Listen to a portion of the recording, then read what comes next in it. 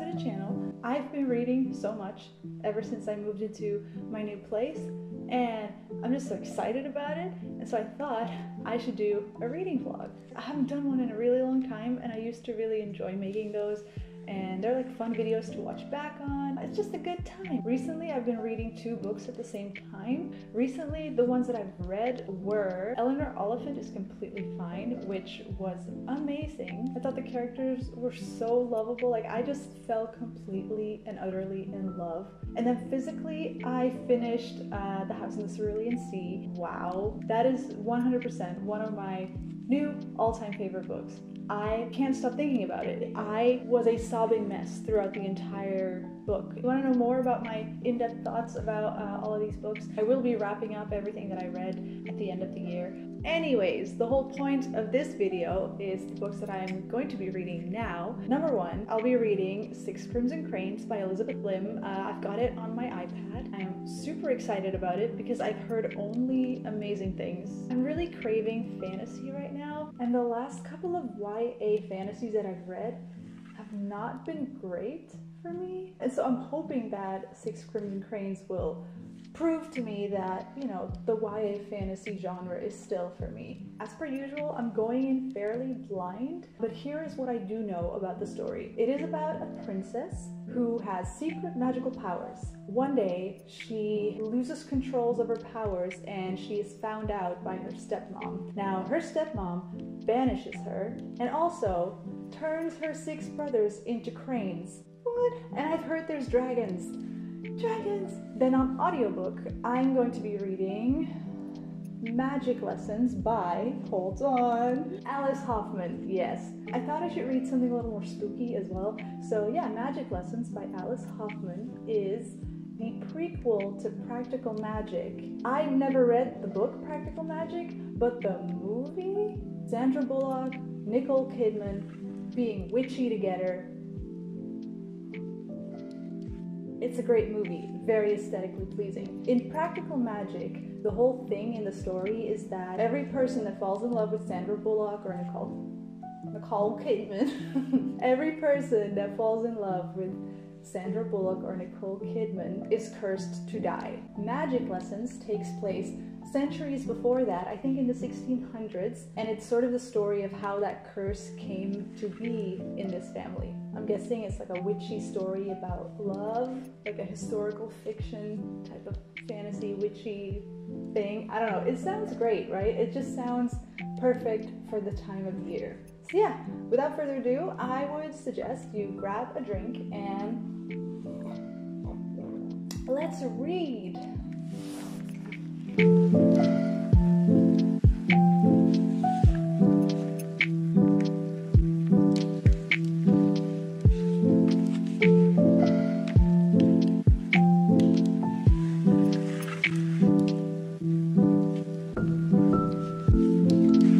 I'm at about chapter 3, and I am flying through this. The story's really engaging right off the bat. I feel like this might become like a very self-indulgent book for me. So my first impression of this is that it's probably going to be a very fast and fun read for me, and I'm just very excited about it.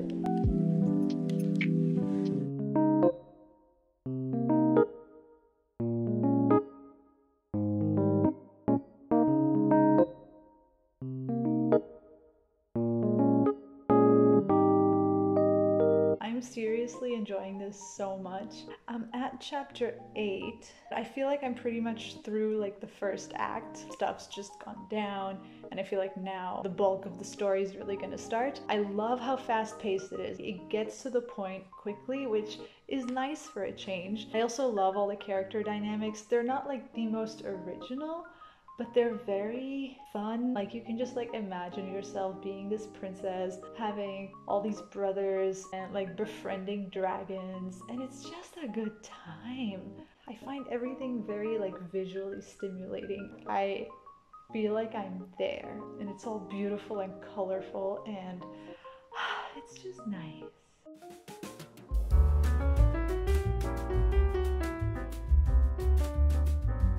Good morning. I think I'm gonna go out and buy the book.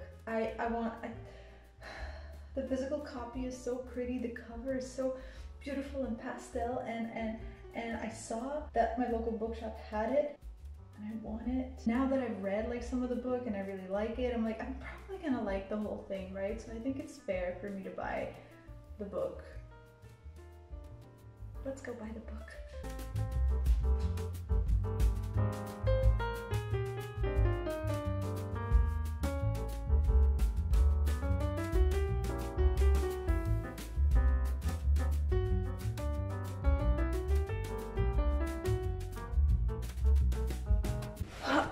I got it. It's so pretty.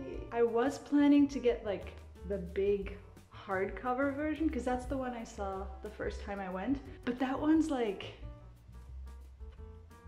expensive. They're just as pretty, like it's pretty much the same cover and the lettering's in white, which I think is prettier. Now I'm just gonna go back into this book and annotate all the places that I wanted to annotate from the beginning.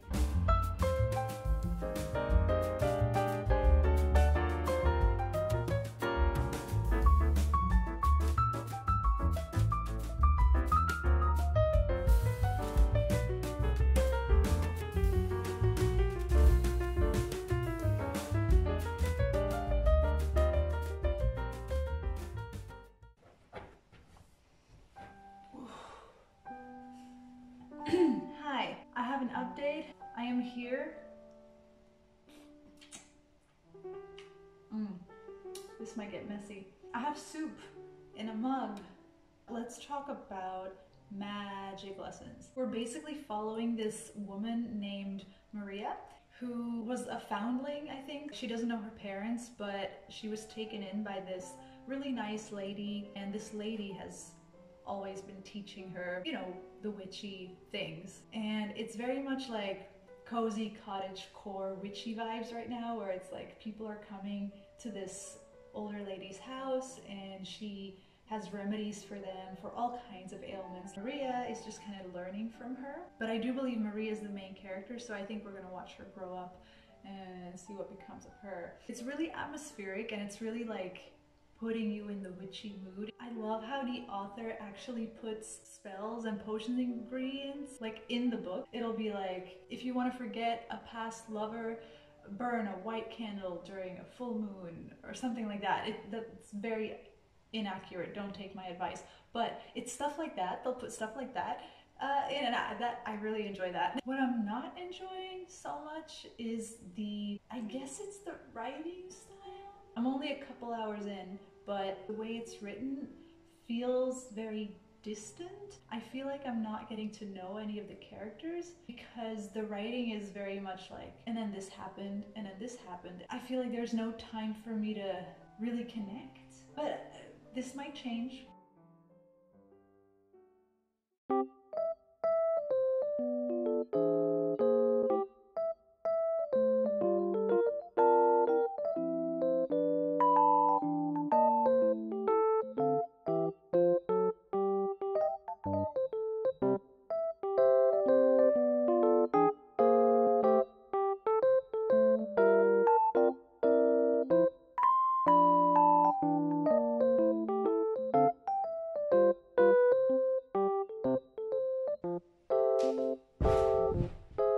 So I get a new couch. This is literally my dream couch. I'm kind of obsessed with like round shapes. In interior design, I hate things with corners and too much rectangular, angular pieces. I had to wait for it for like 3.5 months, but it's finally here and I'm so happy. As for an update on the book, I've really been enjoying this. Another thing I really love that I've noticed is how this book is just not going the way I thought it was going, but like in a good way. I love when books surprise me, when I can't predict the next thing that's going to happen. Because I feel like that's a critique I often have with YAs. A lot of them feel very predictable. And I'm not saying that everything about this book is super duper original, like it does follow a bunch of tropes, right? And yet, this book doesn't feel predictable. I can't quite put my finger on why, but it just works. And I'm just feeling very invested. Going good.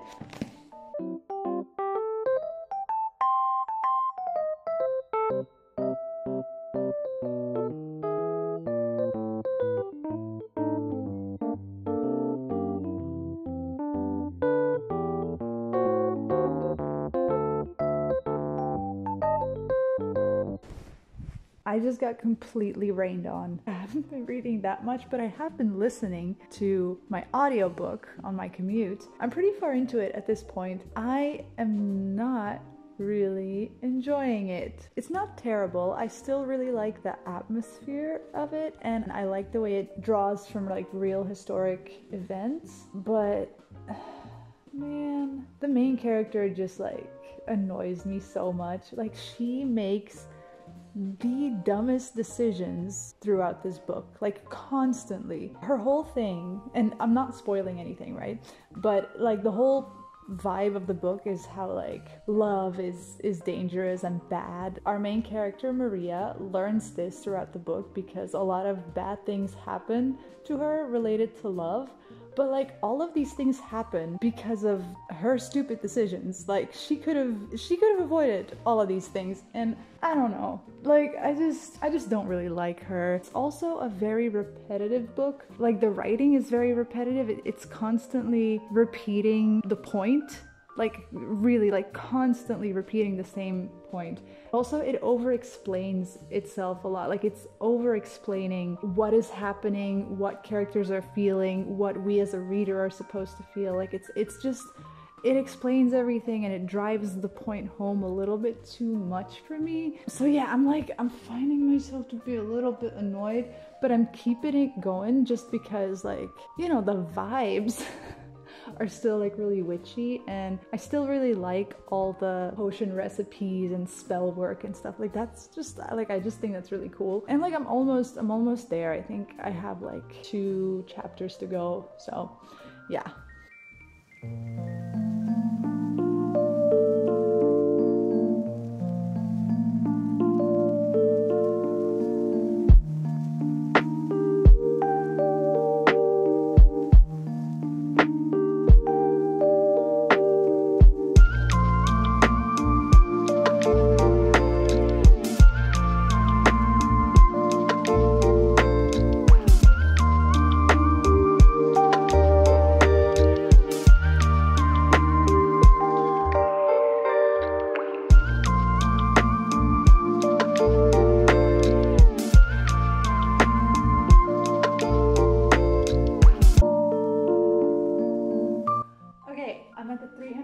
Mark. So much has happened. So we're on this whole adventure story. I'm not gonna spoil anything. All the spoilers will be at the end of the video. We've got our princess who's been turned into a peasant, and her brothers who have been turned into cranes, and they're trying to work together to, you know, defeat this curse that their stepmother has put upon them. It very much feels like a coming-of-age story for Shiori, the princess. She's a very flawed character, and at the beginning of the book she's super carefree, whereas now she's really learning like what hard, diligent work is, and she's becoming a much more serious person, you know, who takes things seriously because now she has to, because a lot is on the line. I think that's probably a big theme in this book. We're also catching glimpses of the romance, which I'm kind of enjoying because it's not overbearing. It's quite like in the background. I am enjoying the like little hints of it that are there. I think the balance is really nice. One thing I'm kind of uncertain about with this book is how our main character cannot speak while she's under this curse. Like she can't talk. She can't even utter a sound, right? And I knew that this was part of the plot, and I thought that was really interesting, and I was really interested to see how the author would, you know, make dialogue happen and make our main character express herself. I definitely think it's like a good thing to be in a book because we don't often get perspectives in books from people that can't talk. However, I think that sometimes I get a little bit confused with the reality of it. Like there's parts where it kind of bothers me. You know, her dialogue is basically just her thoughts, like she's thinking in her head, and from her gestures, the people around her can sort of get what she's saying. But sometimes it just doesn't make any sense. She'll have this very specific monologue in her head and people will respond to it, and I'm like, there's no way you could have understood what she was thinking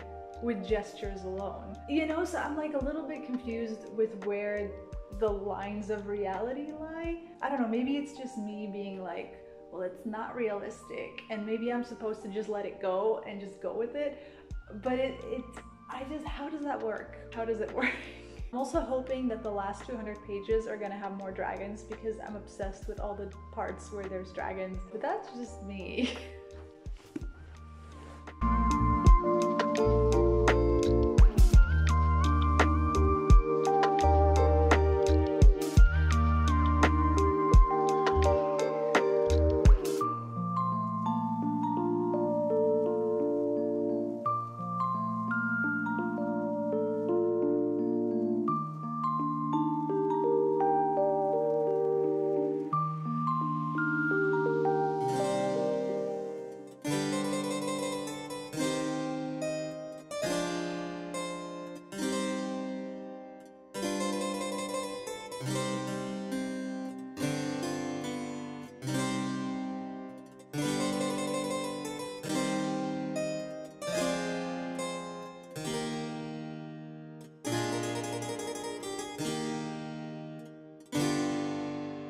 The big twist has just happened.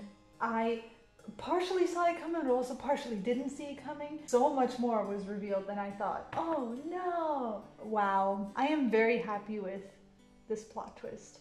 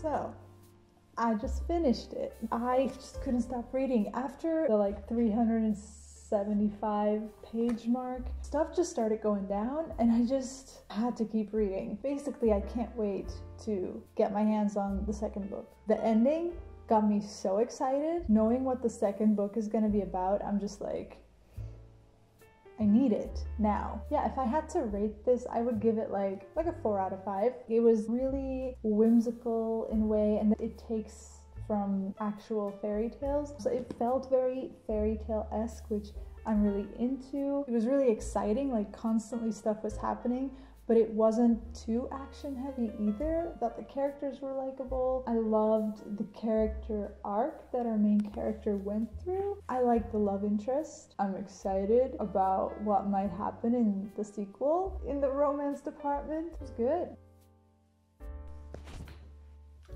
Alright, wait. I made tea and I forgot. This is like a Chinese medicine tea that prevents you from getting a cold, or if you're having a cold, it like helps with it, and it like genuinely works. It's pretty good too. It's like sweet. Cool. So I finished Magic Lessons, which means I finished both of my books. Honestly, Magic Lessons I think was not for me. I think I've explained well enough why I didn't like the ending. Like at a certain point towards the end, I was like, oh my god, is this happening? That would be a really cool ending and like a really good way of like, you know, teaching the lesson that this book is trying to teach. But then something else happened that completely ruined it, and in the end I didn't like the way the writer ended the story.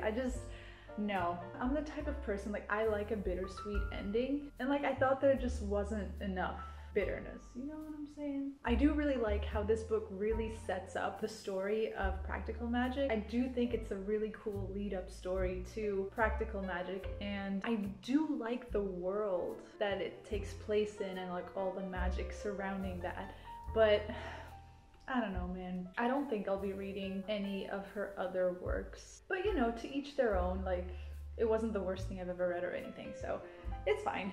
So now that I've talked about both of the books in like the non-spoilery form, I do kind of want to get into some like spoilery thoughts because I have thoughts and I just want to like voice them. So if you haven't read the books, or if you're just never planning to read these books, just keep watching.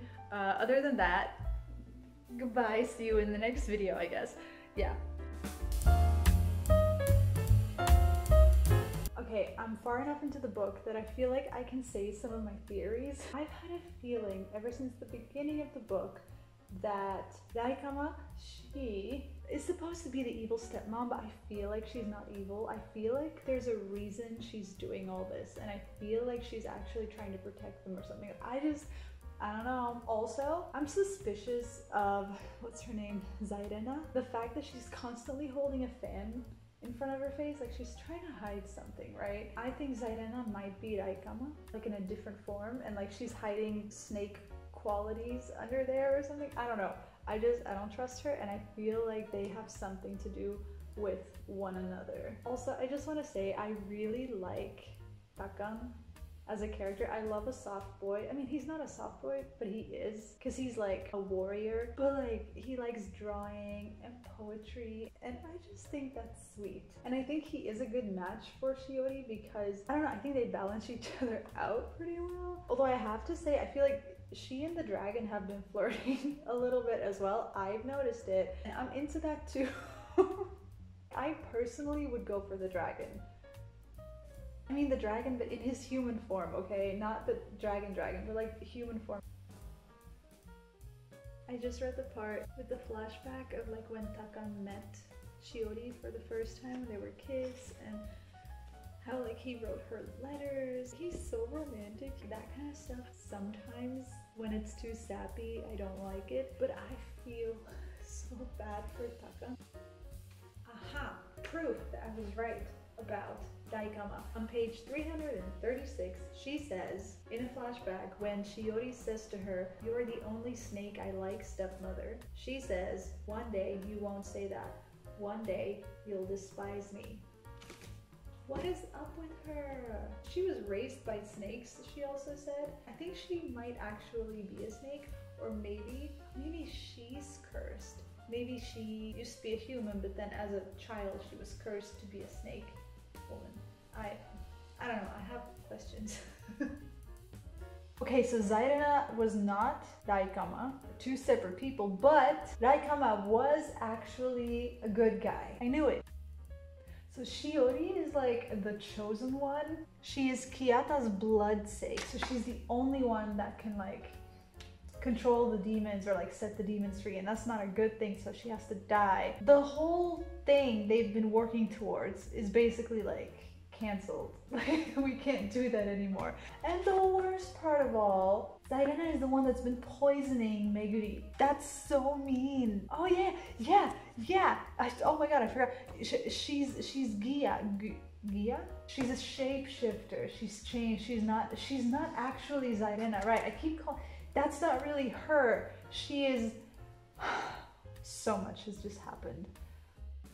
To the part where Daikama, or God, what's her actual name? Chinara? Where she like does her whole explanation of like who she really is, and like her sister being Vanna, and like all that. That was a lot for me. I don't know why. Maybe it was because it was like right towards the end that I was kind of like not ready for like an information dump. Although I did cry a little bit when she died. I think she might be my favorite character. The way she like had to vilify herself to protect her stepchildren. The way she made fake memories for Shiori with her mom to soothe her, like, hello? That's so sad. Takan is such a good boy. He's the perfect man. He's so unproblematic. And oh my god, I'm so excited. She's going to the realm of the dragons in the next book. That I'm so excited. Takan's not gonna be there, and she's gonna be spending a lot of time with the dragon dude. And I just think that might get interesting, and I'm very excited about it. Those are my spoiler thoughts, I think. Oh my god, Maria Owens just... I don't understand this lady because, okay, first of all, she has a familiar called Caden who's like a cool crow. Clearly, Caden is like looking out for her always. But then like this guy comes around. Caden clearly doesn't like him. Caden, your familiar who like since you were a little child has been looking out for you, telling you stay away from this man. This man is bad news. And it's to the point where like she kind of has to choose between Caden and this dude. If I had to choose between my familiar, my lifelong soul mate of a bird, and a man, I'm sorry. That was very questionable. Later in the story, an actual good man comes into her life. This, oh, what was his name? He was like the only person I liked. He deserved better. Simon?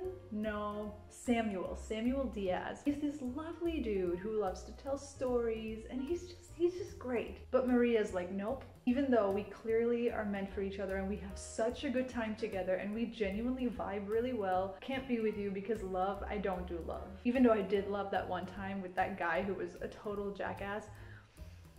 But now that I've met a good guy, no, can't do it. And like, I know the whole thing of like love is blind. I know. She's so stupid. Like, why doesn't she just, oh, and then she just makes this man suffer all his life by, you know, getting in bed with him, but then saying like, no, we can't because I don't do love. And then putting a curse on her family, which like, I know that's like the whole thing of like, she put a curse onto their family of like, you know, any man that falls in love with an Owens woman will die. Like, that was just a stupid decision as well. Why would you do that? Well, I mean, I know it was in the heat of the moment, but like, oh my god, that's such a bad idea. Why would you? Oh man. And so yeah, then obviously, you know, she can't be with Samuel because he's gonna die then. But wouldn't it be better if he just had a good life with you and then died rather than just be miserable because you keep toying with him? Honestly, I understood why her daughter ran away. And then the thing I was talking about before with like the bittersweet ending, I thought Samuel was gonna drown because the curse, you know, they at the end say we're gonna be together and I'm gonna love you. So that means Samuel must die. She hears the death watch beetle and everything, and so all the signs lead that he's gonna die, and then he almost drowns in the river, which would have been a good symbol of like, well, you messed up. Like, this is the consequences of your actions, Maria. But then he like comes back to life because it was something like he came back from the dead and a man can't be cursed twice or something like, it was a really stupid, it was like, why? The curse is still there, but somehow it doesn't apply to Samuel. And they get to be happily ever after anyways. Like, I'm sorry, what? Makes no sense. I thought it would have been cool if Samuel died, even though Samuel was like the only character that I enjoyed, and I do feel bad for him and I wish like he deserves so much better. But whatever, it's fine. It's over now. I will be watching the movie again. Alright, so I think that about wraps it up for this reading vlog. I had a good time, but I already think it's time to pick up some new books. The next books that I'm going to be reading are A Psalm for the Wild Built, the Robot and Monk story on audiobook, and also I will be reading The Secret History finally. I'm going on holiday to Japan again for 3 weeks, and those are the two books that I'm bringing with me. I hope you enjoyed the video. If you did, give it a like, and if you want to see more book / just storytelling related videos, maybe subscribe. Yeah, hope you have a lovely day, and I'll see you in the next video. Bye. There's someone out there. Don't look at me.